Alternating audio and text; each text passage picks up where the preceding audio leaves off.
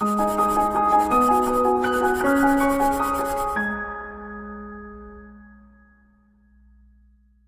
friends, welcome to this current affairs module 2 of week 3 of December month. We have already talked about 25 points. We are completing rest of the points for this particular, you can say, week. Let me start.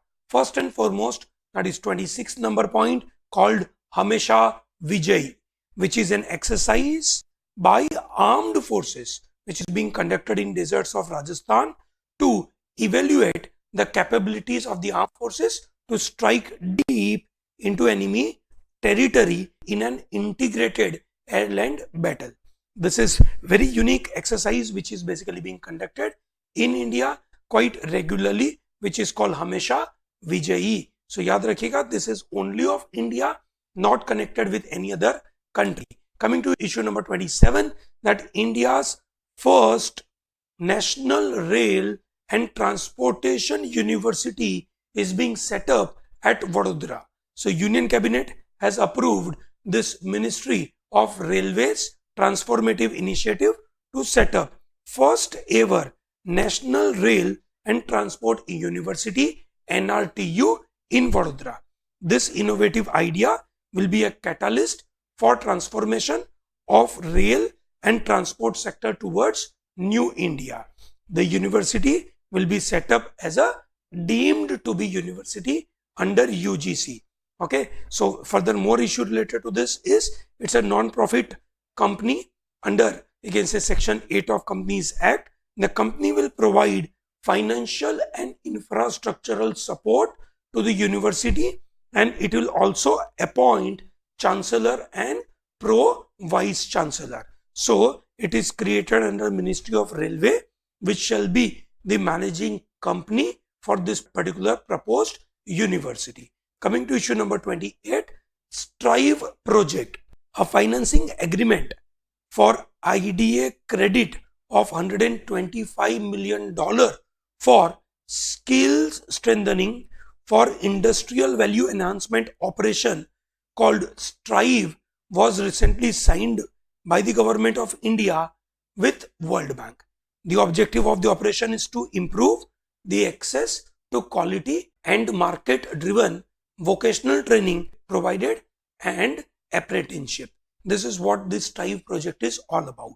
Something more about this Strive project is, it is an outcome-focused scheme which is marking a shift in the government's implementation strategy in the vocational education.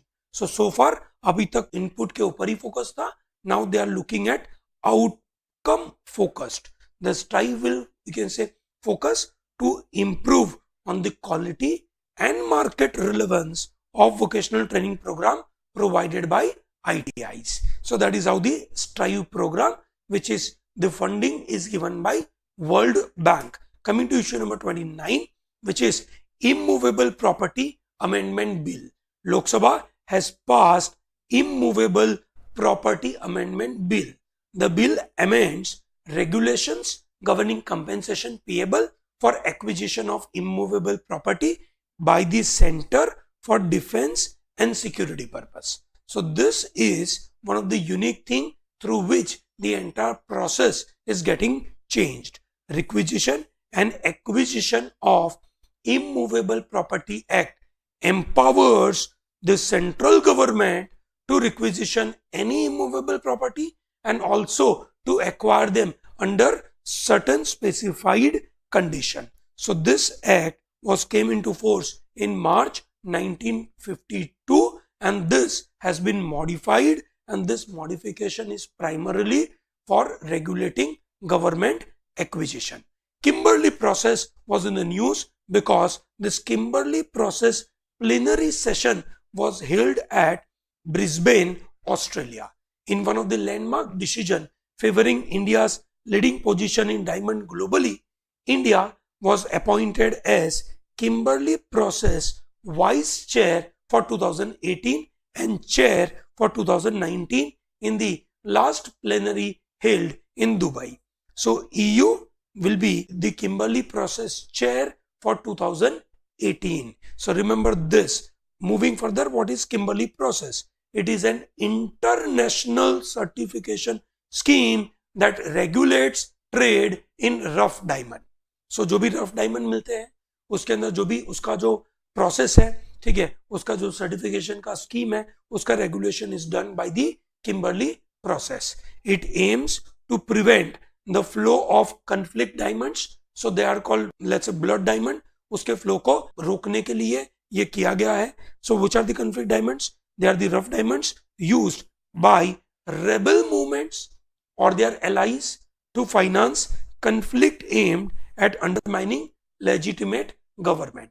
Government को जो उसकी legitimacy है उसको reduce करने के लिए, उसको परेशान करने के लिए, they generally use this diamond for, you can say, selling this purpose. So Kimberley process certification scheme outlines the rules that governs the trade in the rough diamond. So this is very important.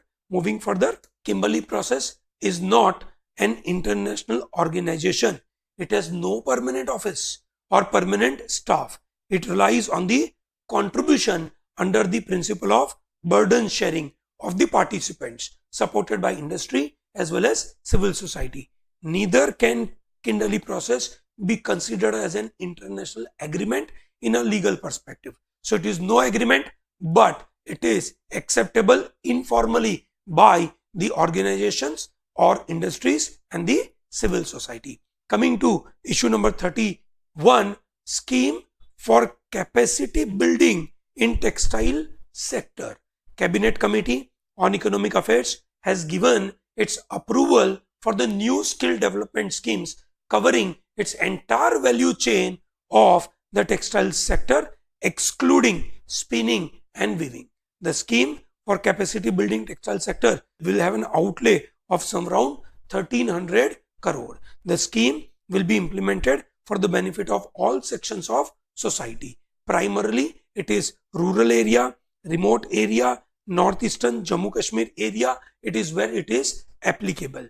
The preference will be given to various social groups, SCs, STs, differently abled, minorities, and other vulnerable groups. The objectives of the scheme are to provide demand-driven, placement-oriented skilling program to incentivize the efforts of the industry in creating more jobs and promoting the skill upgradation in the traditional sector.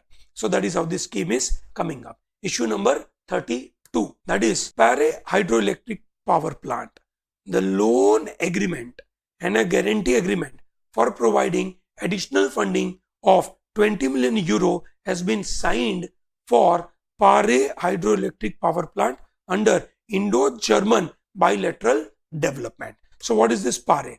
PARE hydroelectric power plant is 2 by 55 megawatt, is planned as a run-of-the-river scheme on Dikrong River in Papum Pare district of Arunachal Pradesh, और इसलिए पापुम पारे से उसका नाम हुआ Pare. The broad objective of the project is the generation of hydroelectric power for the socio economic development in the north eastern region. Purpose of the project is to give or to provide efficient and ecological friendly power plant to this particular area. So this will contribute to the economic efficient energy generation of northeastern region. Dikrong is one of the major north bank tributaries of the river Brahmaputra. Brahmaputra river की ये एक north bank tributary है which is called Dikrong. The total length of the Dikrong river is 145 kilometer and it flows through the hilly region of Arunachal Pradesh for a distance of 113 kilometer, and remaining 32 kilometers it is running in Assam. So remember this. Coming to issue number 33 is Nasim Al-Bahar, which is a bilateral exercise between Indian Navy and Oman Navy. याद रखिएगा, अभी हमने बोला था you can say Ajay Warrior, okay? So which is India का खुद का. This exercise is also, this is called Nasim Al-Bahar. It is also called Sea Breeze, which is 11th edition exercise which is held at Muscat.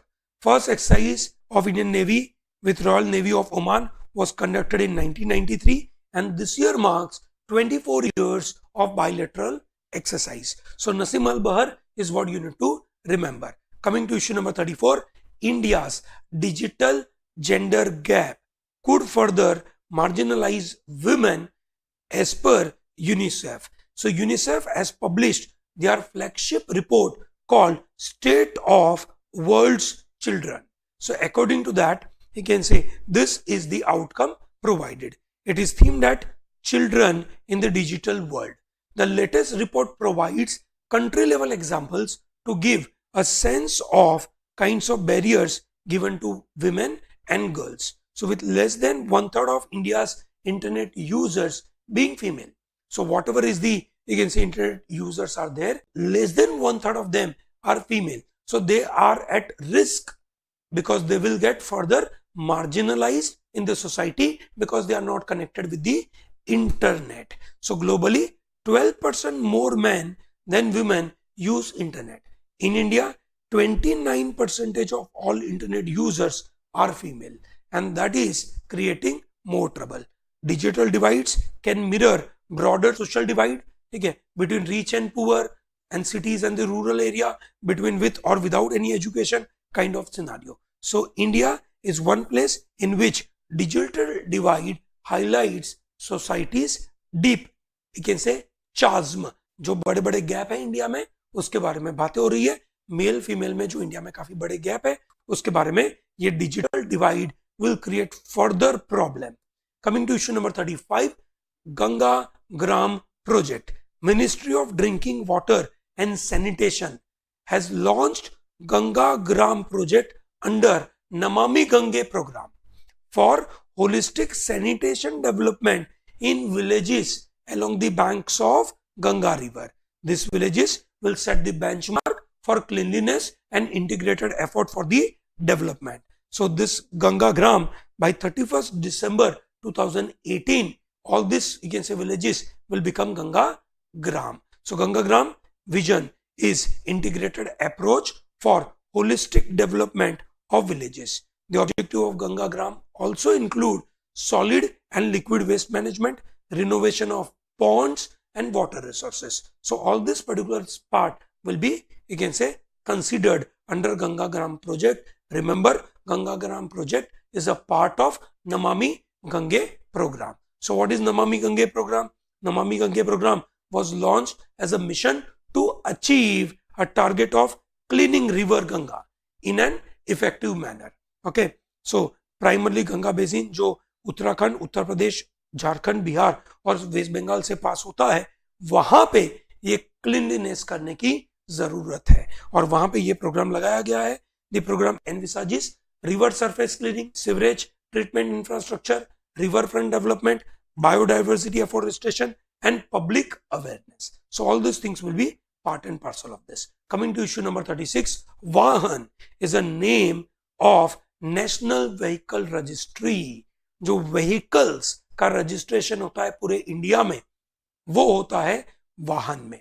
Okay, so the data is available with over 90% of all road transport authorities, including RTO. As a result, Vahan now contains 21.68 crore vehicle records in its depository. So this is very important. Vahan allows access to all details related to vehicles such as registration number, chassis number, body or fuel type, color, manufacturer, model, and etc. Driving license and related data are also automated, but it is done in a separate registry which is called Sarthi. Sarthi is driving license related data. That is the people who are driving it. Vahan is for the vehicles. 37. Prompt corrective action. So Reserve Bank of India has once again certified prompt correction action which is imposed to encourage banks to improve their financial health. The reiteration comes in the wake of rumors on social media that some of the banks that are under PCA could be closed down. So RBI certified that PCA has been imposed primarily to encourage their, you can say, financial health. So PCA norms allow regulator to place certain restrictions such as halting branch expansion or stopping dividend payment kind of thing. It can even cap a bank's lending limit and other corrective action that can be imposed on banks can include special audit, restructuring operations, activation of recovery plan, etc. So this is what the prompt corrective action plan. So PCA invoked when certain risk threshold has been breached. There are 3 risk thresholds which are based on certain levels of asset quality, profitability, capital and like.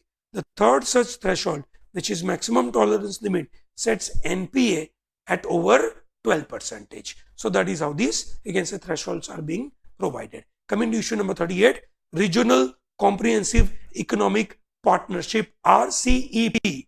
So in a sign that India's free trade agreement negotiation could slow further, Ministry of External Affairs has taken a strong stand that a country should restrain itself from concluding any such pact from which it would not gain in a, you can say, medium term. So medium term में अगर country को कई benefit नहीं होगा तो country को ऐसे group में से बाहर निकल जाना चाहिए. So ministry has called for observance of due restraint and not conclude trade agreements which are not in the interest of India. A lot of India's free trade agreements have not served and therefore this issue is. So RCEP is a proposed between 10 member states, which is ASEAN, that is Association of Southeast Asian Nations, and 6 states with which ASEAN has existing FTAs. So total 16 countries. Okay, RCEP negotiations were formally launched in November 2012 in Cambodia. RCEP is viewed as an alternative to TPP, but TPP भी अभी मतलब US बाहर निकल गया और इसकी वजह से वो उसके पिक्चर में नहीं है. Okay, coming to issue number 39, India unveils anti-smog cannon in fight against Delhi pollution. Where the pollution level in Delhi is basically increasing in a big way, so they developed anti-smog guns in the capital to deal with the winter smog. So anti-smog gun is a device which sprays atomized water into atmosphere to reduce air pollution. Okay, so connected to a water tank and mounted on a vehicle, the device could be taken across the city to spray water and settle down the dust. This move is inspired by Chinese water cannon that were used by authorities few years back and that was very successful. So India is also developing this anti-smog cannon. Moving towards point number 40, the Odorrana arunachalensis. So in a recently discovered frog species, so this is frog species which is in Arunachal Pradesh in Subansiri district, one of the 5 discovered in India in the recent time. So which is 59th in the world और India में ऐसे 5 frog discover करे गए. The new species have been discovered from Teli Valley Wildlife Sanctuary. The Teli is a plateau with a dense forest of silver fir trees, pine-clad plateau of beautiful grandeur. Okay, the area has been some of the most important endangered species available. Okay, so point number 41, the Representation of People Amendment Bill 2017, which is very important. It has been introduced by the government in Parliament. The bill proposes to allow NRIs to emerge as a decisive force in the country's electoral politics on their own term. The amendment paves the way to remove unreasonable restriction posed by Section 20A of RPA, which requires overseas electors to be physically present in their electoral constituencies to cast their vote. Furthermore, on this RPA, that if the bill is passed, overseas voters can appoint a proxy to cast their vote on their behalf. This would considerably mitigate the difficulties presently faced by the overseas electorate. Okay, moving further, point number 42, National Highway Investment Promotion Cell. Okay, so this is developed for attracting domestic as well as foreign investment in highways. Okay, so the cell will focus on engaging with global institution investors, construction companies, developers and fund managers. So this NHIPC will be working in close coordination with the connected ministries and departments and also with the other business related chambers. Okay. So NHIPC will also work in close coordination with foreign embassies or missions in India and Indian embassies and missions situated outside.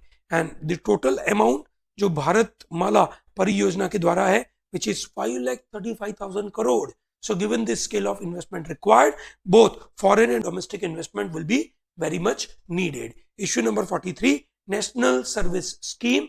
President Shri Ramnath Kovind recently presented National Service Scheme, which is objective of this NSS award is to recognize rewards for the outstanding contribution towards voluntary community services made by universities or senior secondary councils or NSS or their program officers or NSS volunteers. NSS is a centrally sector scheme. So that is NSS. The scheme was launched in 1969 and the primary objective for this is developing the personality and the character of student youth through voluntary community services. Okay. So the motto of NSS is not me, but you. That is very important.